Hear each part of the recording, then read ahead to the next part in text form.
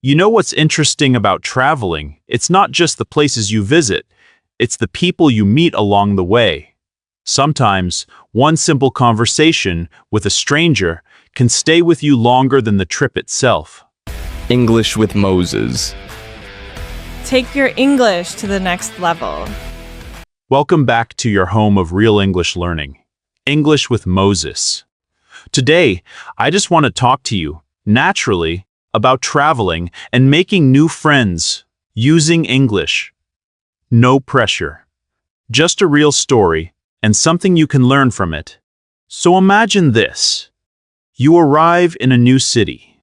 Everything feels different. The streets, the language, the energy. You're a little excited, but also a little nervous. You walk around observing, listening, and inside your mind, there's that voice. Should I speak?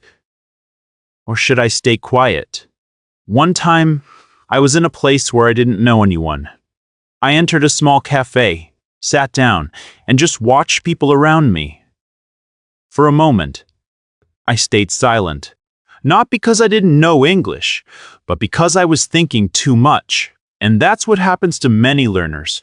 You know more than you think, but you hesitate. Then something simple happened. Someone next to me smiled and said, "Hey, is this your first time here?" Such a small question, but it opened a door. And in that moment, I had a choice. Give a short answer and close the conversation, or take a risk and continue.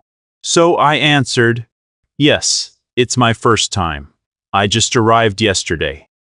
Not perfect, not fast, but real. And then we kept talking about the city, about food, about culture, and slowly, I forgot about my English.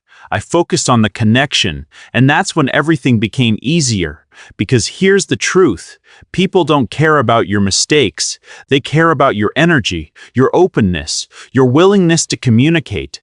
That day, I didn't just practice English, I made a new friend. And that's something no textbook can give you. Now let me ask you something.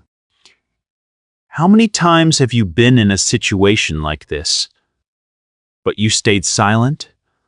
Not because you couldn't speak, but because you were afraid? Here's what you need to understand. Traveling is powerful for your English, because it puts you in real situations.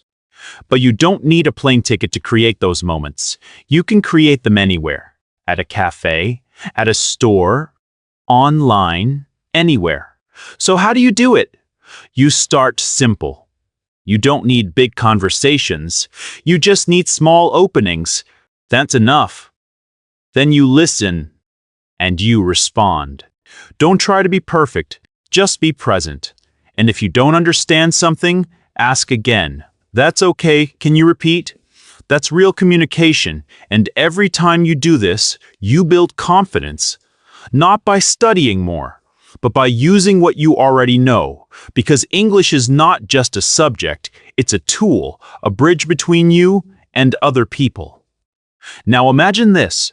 You walk into a place, you feel calm, open, you start a conversation.